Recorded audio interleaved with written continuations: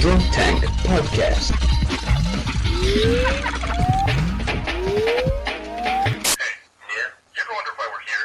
Hey everyone, welcome to Rooster Teeth Podcast. As always, here's Gus Sorolla.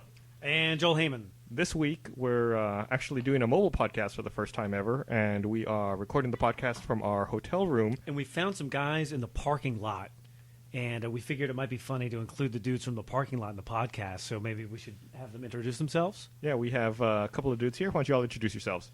Would you do the honors, Mr. Lynch? Mr. Lynch, this is Robert Guillaume. Oh, I'm terribly sorry. Well, I'll just go ahead. I'm Count 3D, and I'm from Canada. Hello. I'm Robert Guillaume. I'm from Los Angeles. Besides Count 3D, we have Mr. Robert Guillaume over there. Hello. You may remember me from the 70s television show called Benson. Dude, you ever used a microphone? Like, step up to it and fucking talk into it. God damn it. I didn't want to be making The fuck is wrong with you? a fucking microphone. This podcast is off to a great start. This is what happens. We get rookies in here for the first time. They don't know what's going on. That's a microphone. You talk into it and people hear you. Hello, Internet. There it is. Okay, so like I said, we're here at Comic-Con for, I think, what is this, Joel? Like our 5th Comic-Con ever? I think it is, yeah, 5th Comic-Con, yep. How many have you been to? I think this is my 3rd. I think this is my 5th. It never gets old. A lot more worn down than I am. It never gets old. We're here. We came out in advance of everyone else from the office. They'll all be showing up tomorrow so that we could try to set up the booth and run around and do all the stupid stuff ahead of time. Gus, what's the one thing you were looking forward to seeing the most at Comic-Con this year? Sunday night when we're done.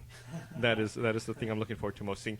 It's weird that you ask that. You know, like I said, this is my 4th or 5th Comic-Con, and I don't think I've ever seen anything at Comic-Con. Like normally we're stuck in the booth all day, and then by the time we're done, I'm just so beat down I don't get to see anything. No, absolutely. It's the same thing, except for I usually find 10 minutes where I can trot off and go buy like a hoodie with the superhero thing insignia on the front of it, and then that's it. That's my Comic-Con. Then I'm done. There is one thing I'm supposed to see. My wife insisted that I had to go take a picture of Michael Jackson's glove. Waving everyone, right?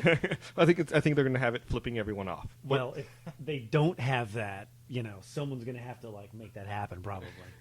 So I think that's the only thing I'm looking. That's the only thing I'm going to see. I would like to see maybe some more Tron 2.0 footage. Hopefully some Avatar stuff.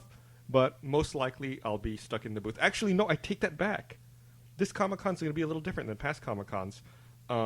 We actually, since we launched Achievement Hunter last year, we've actually tried to leverage that this year, and we have business meetings with video game companies to see games and talk about them.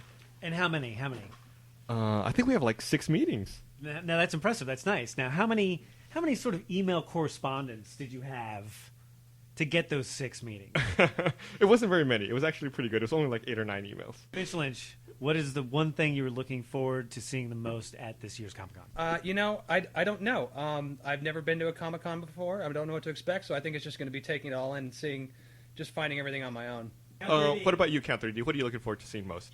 2 words. New moon. That's all I have to say.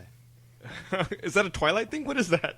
I've signed over to the whole vampire thing. It's absolutely not. I'm fucking not interested in that. Oh man, I was gonna say, are you being ironic? I hope this is a joke. No, I mean, this is Comic-Con. There's a Avatar, like you said, that's gonna be the probably most groundbreaking film of all time.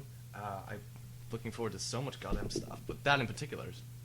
And obviously there's a lot of video game presence here, which I'm also excited about, so I'm looking forward to playing Left 4 Dead 2, for sure.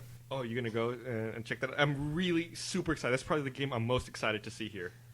Me too. And I think maybe there's just one of us in the room who isn't like totally excited about that.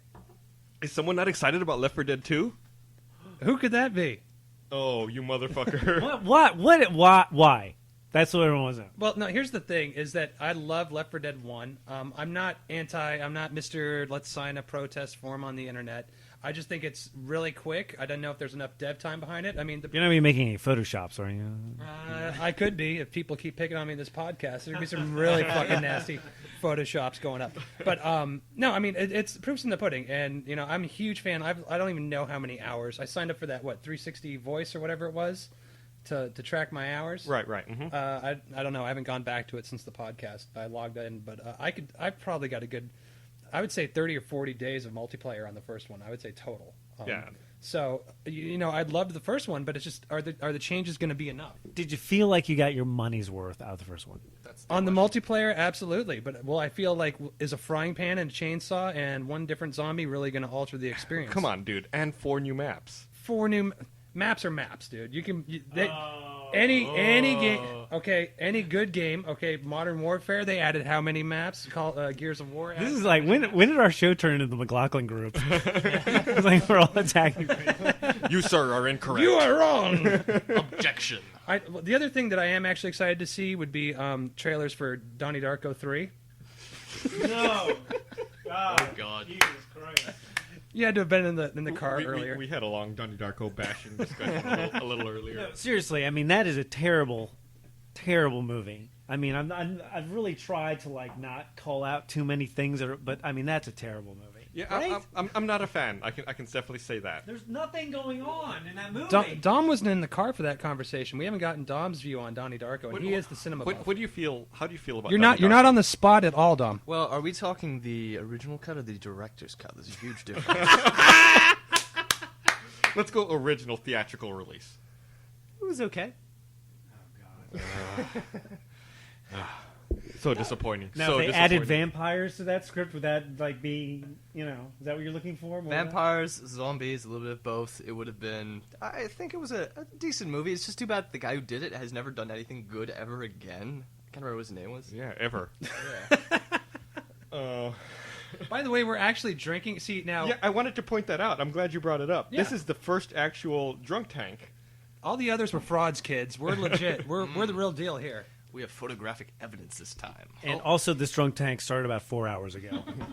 Normally we record the podcast, or we start recording at about 10 or 10:30 in the morning. So, it's a little early for hard liquor. Normally we're starting the day off with some beer or something like some Bloody Marys.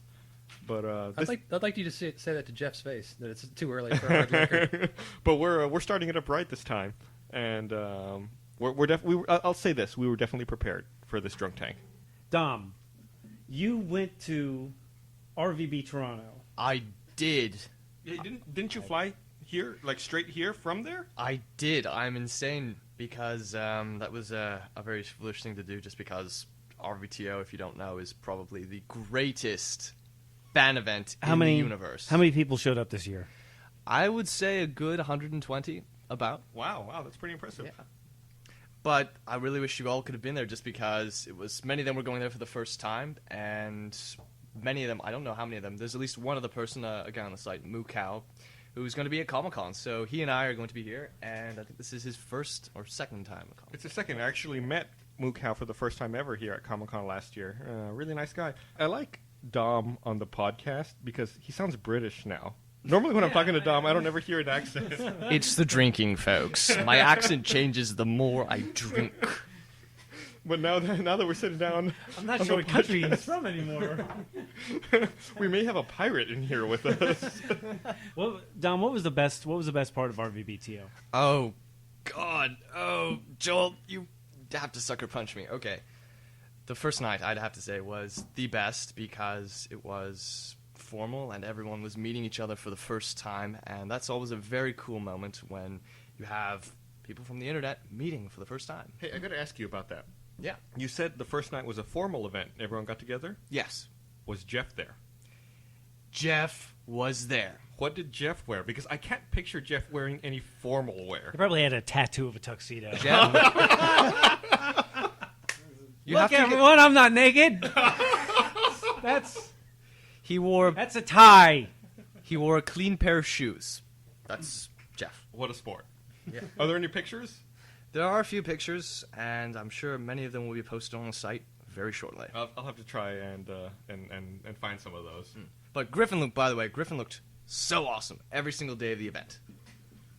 I heard like a bunch of people got married or something. Yes, a good friend of mine, actually, who I knew these kids before they even met each other. They met each other at the second RVBTO 3 years ago. How long have you known them? I've known them for 3 years. But I used to go to university with one of them, so Ryan. And are you close? Yeah, I'm friends? good, good friends with them. Yeah, I used to drive down to the States to hang out with them. But So, anyway, Yeah, they got married, or I should say they got engaged, which was very cool in front of hundreds of people to say, pop. I mean, that does sound pretty cool, I mean, but the funny thing is that I asked you like 10 minutes ago, like what the best thing about RVBTO was, and like your answer was, "Oh, we had a party first night."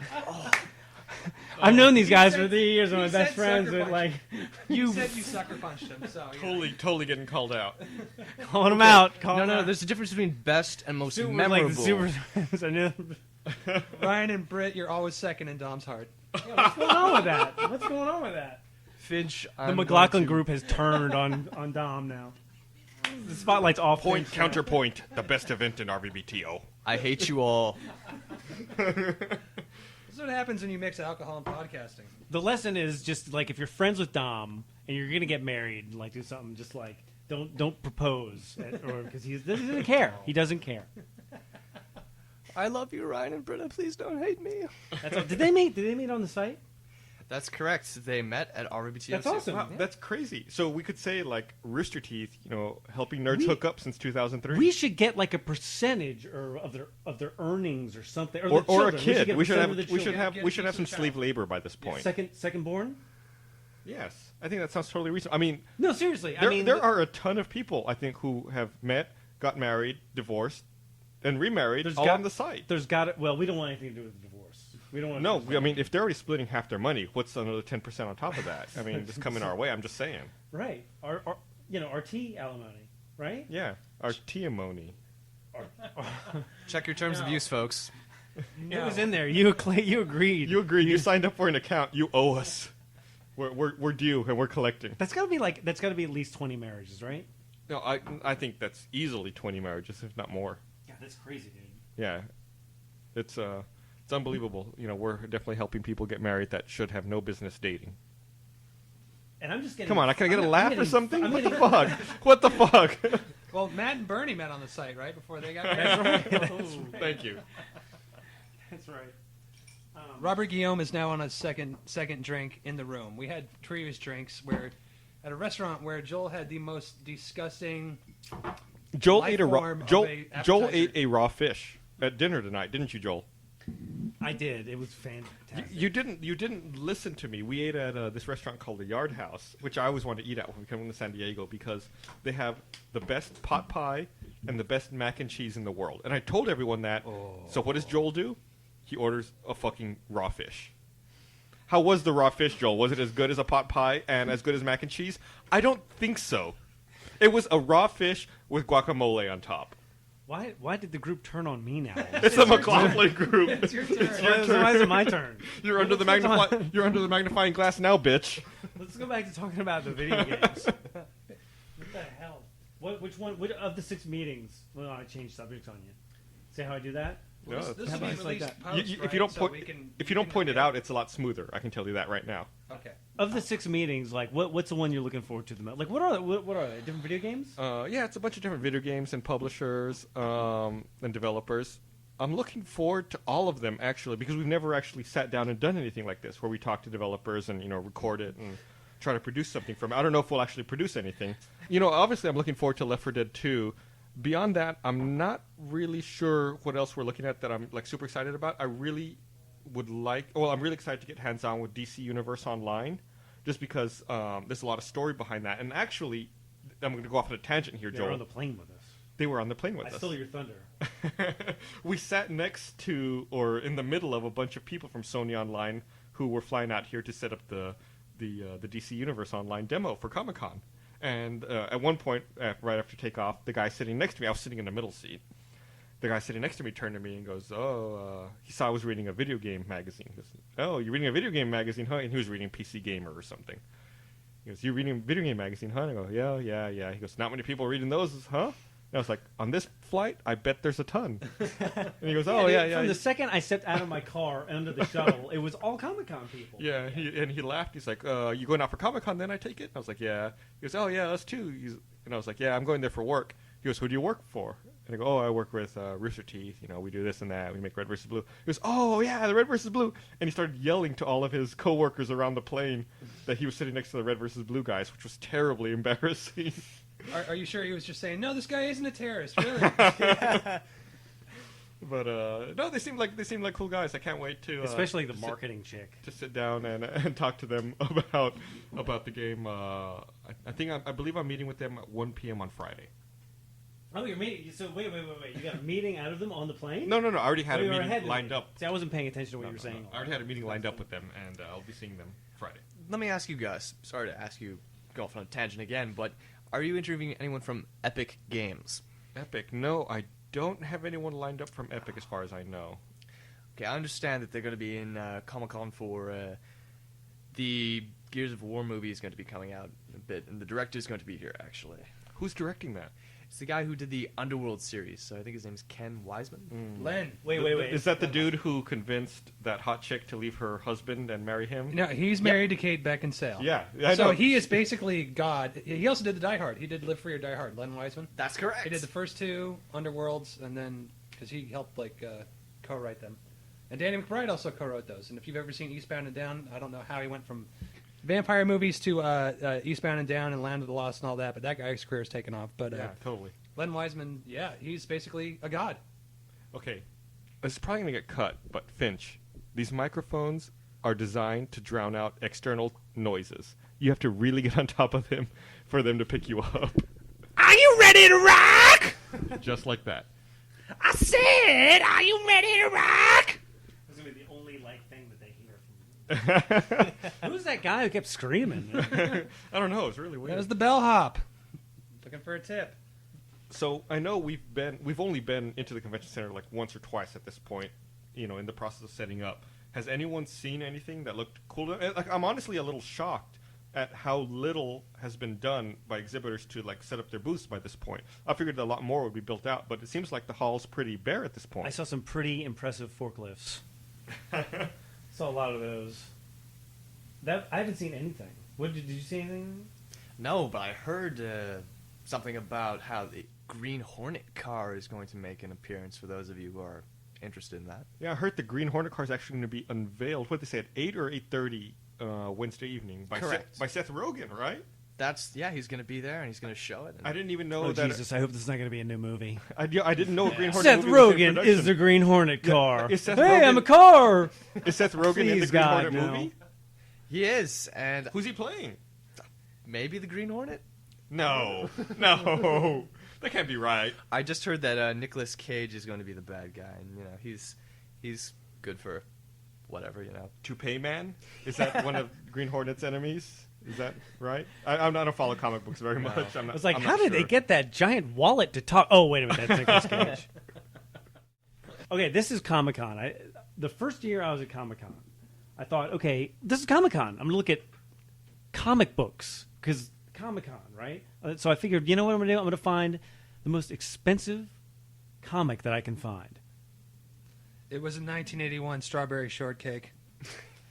$25,000. What? What was it? Was it like an It original was printed Superman with or virgin something? blood mixed into the red ink. I'm totally kidding. Actually, the most expensive comic that I did find, it was a Superman comic, and I think it was around $10,000. Wow, so that's And I found a bunch of them for like $5,000, $7,000. It was like, and I was almost like, geez, should I buy this comic book? Did you? No, I did. Fuck no. Okay, good. But, Man, I'm honestly, I wish you had, so I could make fun of you right now for it. Like 5 years later. and that would be like the first comic. No, I you think know of- what? Actually, would be interesting. Yeah. You should go and see if you can find that comic again this year and see how much it's selling for now. I bet you. Oh, this is interesting. But I bet you $1 million. It's worth less. Why would you say that? Do you have like a I hunch think the about it? peak of comic book, and I could be completely wrong about this, but it seems to me like the late '90s, early aughts was the height of comic book prices. Also, we're in a recession, right? Oh, I guess that's true. Maybe you can find Stan Lee Listen, and have him autograph it. I'll guarantee you that when we were dealing with like the NASDAQ internet bubble, I guarantee you there was a correlation between like the highest priced comic books before that bubble burst. I bet you after that bubble burst, I bet like comic books just devalued. But see, that's the thing with collectibles, with any collectible, with the comics, sports cards, any of that. They give you these price guides with these sky-high jacked dreams, year after year, where it just keeps climbing and climbing. No one's ever going to pay that amount for it because there's so many in circulation. And as years go by, that person gets forgotten unless they're like friggin' Kobe Bryant or it is like issue number 1 of Spider-Man. and it's in perfect, pristine condition, you're never going to get that asking price for it. So the collecting, I don't know. I think it's a racket. It's been a racket Well, forever. I bet you'll get something. I mean, there is a value on Sure, much. sure. You know, there's gotta Yeah, be. it's only worth what someone's willing to pay for it. I Exactly, mean, a book exactly. can write whatever value it wants. That doesn't mean shit. Right, exactly. But That's like I bet you Beanie there are Babies. people out there who are spending thousands of dollars. It's like watching Antiques Roadshow and like someone brings a piece of shit plate and they're like, "Oh, my grandfather yeah. gave me this plate." It's like, "Oh wow, this plate's worth $15,000." Bullshit. No, like I've read a story. Bullshit. I read a story. I think in the New York Times like 2 days ago about like construction worker finds barrel, and in the barrel are these old wooden like statues, and ta-da! These statues are worth $17,000. Now, okay, so you're in a construction site. You find an old barrel. You open up the barrel. There's some statues. I guess what do? You immediately take it to like an antiquities expert and just like, oh, yep, $17,000. I mean, is that? I don't know. I hadn't heard that story. That's interesting. I don't know. I don't know. So what's the market? Can we pull up the internet and see what Beanie Babies are going for nowadays? You should look up the most expensive comic book. Oh no, I'm not doing that. You're so lazy. We're talking. I'm not going to break the beat so we can all pause and sit around with our thumbs up our asses while I do stupid Google searches and try to find a I was goddamn going to put comic my book. thumb up his ass. Your thumb is already up his ass, so I mean we're already halfway It's there. the only way he'll talk into the microphone. That's how you get Robert Guillaume to work. It's in his writer. What do we do? Do we have any? We're selling Griff balls, right? Griff ball guys We're not, but for $10,000 a piece. Toys R Us is selling limited edition Griff Ball figures. Surely we brought something here. That's Who made those limited edition Griff Ball figures? McFarlane Toys. Actually, we had Gavino tied up in the basement for about 2 months, cobbling. You can't do this. Let me ask you, He'd say why things like that. why Griff Bowl? I think probably because it's like identifiable. It doesn't look, or people have an association with it, and it's not just a weirdly colored Spartan. I guess maybe Griff Ball shows up in the Bungie playlist every now and then, and people might be more familiar with Griff Ball than say like a red versus blue character, which might just be, and they already sell generic red and blue Spartans. So does Jeff wear a tiara around the office because this happened? McFarlane sent us 2 of the Griff Ball figures, and we had them at the office. And I had one because I'd been talking with them, and Bernie had the other one. And He was using his as a belt buckle, right? Jeff guilted me into giving him mine, so I don't have one anymore. Why wouldn't they send one named after the character? Why wouldn't they send 3? What is so wrong with McFarlane Industries? No, Well, I think it's what not their happened fault. I was- think they sent it with the intention that he would get one. The problem is I Okay, intercepted you it. work in an office of 7 whole people. Okay, you think they could cough up 7 whole? Griff I'm not going to Ball talk shit about them. They're making Griff Ball I think figures, the problem. dude. I think the problem was that for a long time we were working on a McFarlane action figure, and that turned out to be a disaster. So. Oh my goodness! So, you asked what video game meetings I'm excited about and what I'm looking forward to this week. And actually, I just remembered that I have a meeting with to see Splinter Cell Conviction on Friday, I believe. Sweet. And it's going to be like a whole event. Like they're going to. Now, have you done your homework? Have you come up with questions, like deep, meaningful, questions to ask them to be like, wow. Well, it. Yes and no. Splinter Cell Conviction was one of those games. It's been in development for so long that it kind of was on my radar, fell off my radar. Then after this last E3, it came back onto the radar because I thought the demo they gave at E3 was really awesome. And I'm really excited to see it. And unfortunately, it won't be a hands-on. It'll be like a walkthrough with someone else running the controls. But Now, Gus, I have to ask this question. You keep saying "I" for all these meetings. I have a meeting with so and so. I have a meeting. So you're the only one going, and the rest of us got to just flog it's our the royal mollies? eye. Oh, it's the royal eye, the editorial eye. Well, I should say this. I set them up, but Jeff and I are both going. But we knock them down. Oh, just you and Jeff. Okay. Yeah. So have fun. Enjoy in the that little bud vacation with each other. No, we'll try to bring as many people with us as we can. I think the Splinter Cell one might be difficult, and the EA one might be difficult to get more people into. This means Joel's going to have to be doing caboose impressions for 8 hours while you guys are off honeymooning with Splinter Cell. Joel said he wasn't interested in any of those meetings. So I think, and this is not a knock against any of the games. I'm sure they're all excellent, but I'd rather, just play the video game. Well, I think I think the one that I would be interested in going into maybe would be the zombie thing that Finch Lynch doesn't like for whatever reason. What's kind of funny is that Gus earlier was like, it's funny because Dom all of a sudden has this weird accent, and we're not sure why. But it occurs to me that Gus also has a weird accent. I do? Yeah, when he goes into the podcast, it's like, this is Gus in real life. Everybody shut up, motherfuckers! I'll fucking kick you in your sack, fucking... Hi, this is Gus. I'm with the podcast, and today we'll be talking about whatever subject video. Y'all shut up, kick you in the sack! We're talking about the podcast. That's what it's like. It's funny because it's Is true. this mannerisms 101? We have this weird cloning experiment going on. Speaking of which, Joel told me something really creepy at dinner tonight. It was fairly He told creepy. me that he has been practicing trying to get my mannerisms down, and that he's trying to figure them out better. And I said, why, Joel? What the fuck are you doing? He said, oh, nothing. I shouldn't have said that. I'm not talking about this. What the fuck are you doing, Joel? Well, I didn't want to say anything, but I did have a costume for Comic-Con. Bullshit. I'm going as Gus. It's going to be great. You got me really scared, Joel. I'm going to be changing up all my mannerisms now. You're not going to know who you're dealing with. It's going to be confusing. Well, were you going to go as Gus or Super Gus? They're really the same. Well, I mean, I don't know. Well, you wrote the screenplay on that, so you might want to elaborate on that. I mean, that's maybe that's why you're learning his mannerisms for Super Gus 2. Is that in the works? I didn't write anything. Is that a Comic-Con exclusive? Super Gus 2? Gus wrote it through his life. It was being Gus. That was it.